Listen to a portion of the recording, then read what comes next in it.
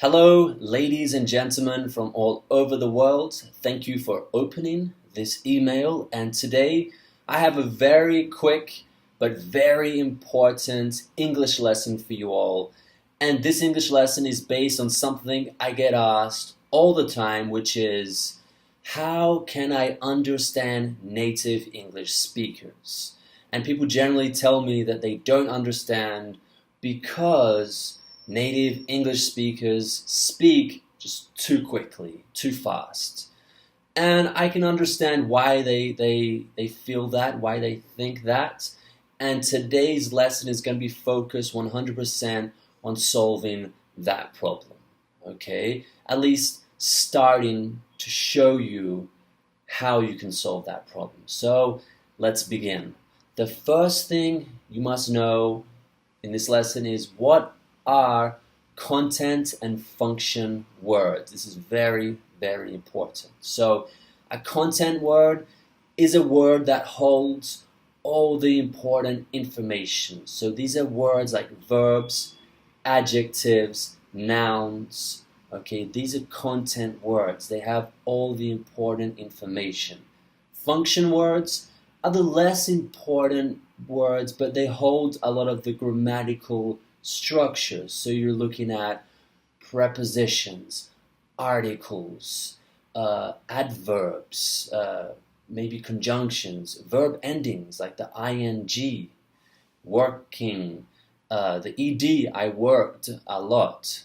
Okay, so these are function words. They're more related to the grammatical side of the language as opposed to the information, the content. Okay?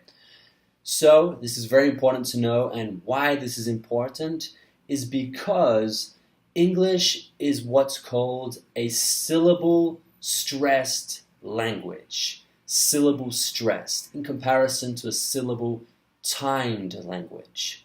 What does that mean? So syllable stressed means that we stress specific words, specific syllables, and we reduce and minimize the other words. So just so you know, the words that we stress and emphasize are content words. The words that we minimize and reduce are the function words. So let me give you an example.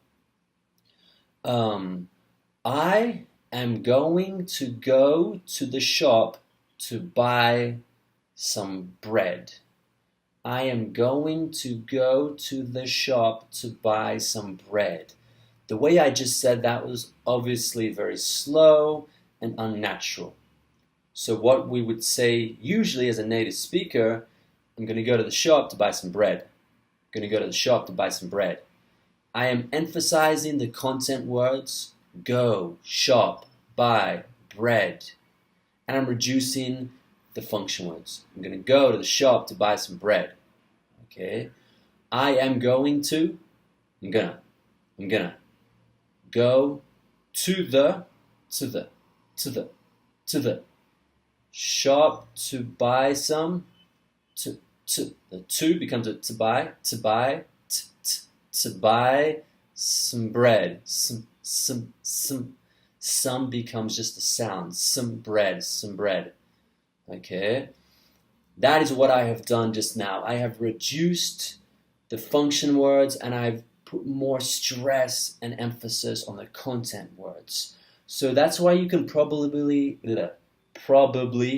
understand the general context of what's happening when a native English speaker is speaking, but you're getting lost in these function words. So it's not a very big deal. It's not so important because you can still understand the general context, and slowly you're going to understand more and more of the phrase. So one more example. I should have bought a present for my girlfriend. I should have bought a present for my girlfriend. I should have bought a present for my girlfriend. I should have bought a present for my girlfriend. I should have bought a present for my girlfriend. I should have bought a present, bought. The A is just an at the end. Bought a present for my girlfriend. Okay, so this is just an example of how content and function words really come together and create what we call connected speech. Okay, this is just a very quick introduction into this subject. The best thing you can do right now is actually just start paying more attention, listening closely to what people are saying.